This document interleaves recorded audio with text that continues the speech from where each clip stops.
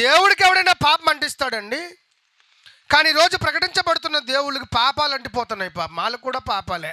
ఎందుకంటే నేను బాధపడి చెప్తున్నాను, విమర్శించడం లేదు.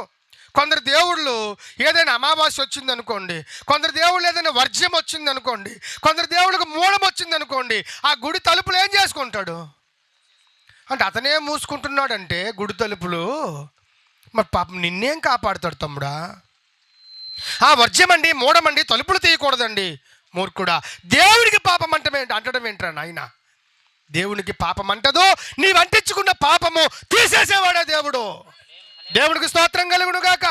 నీ పాపం పోవాలంటే జస్ట్ ఒకే చిన్న కార్యం, లోపల తండ్రి దేవుడా నేను పాపినని నాకు అర్థమైందయ్యా, నా పాపం మనకు క్షమించవా అంటే నువ్వు ఉన్న పాటనే నీ పాపము క్షమించబడుతుంది. అతను గొప్ప దేవుడా? కొండెక్కి 4 సార్లు ఎక్కితే దిగితే కానీ క్షమించలేకపోయినాడు దేవుడా? ఎవరు దేవుడు అండి? నువ్వెక్కడికి ఎక్కక్కర్లేదు బాబు, ఇక్కడే ఉండు, నీ పాపం ఉన్న పాటనే తీసేస్తున్నాను అని చెప్పేవాడు దేవుడా? కొండెక్కి దిగితే కానీ మరి పాపం తీయడండి అతను దేవుడా?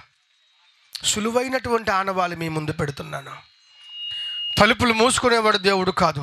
ప్రయాసపడి భారం మోసుకొనుచున్న వారులారా రండి అని పిలుస్తున్నాను. నేను ఎప్పుడు తలుపు మూసుకోను, నాకే మూఢమంటదు, నాకే పాపం అంటదు అని పాపము లేని దేవుడు పిలుస్తున్నాడండి. ఏ పాపాలు ఆ పరిశుద్ధునికి అంటవండి. అలా అంటించుకుంటే ఆయన దేవుడు కాదండి. దేవుడు కాదు ఆయన. దేవుడికి స్తోత్రం కలుగును గాక.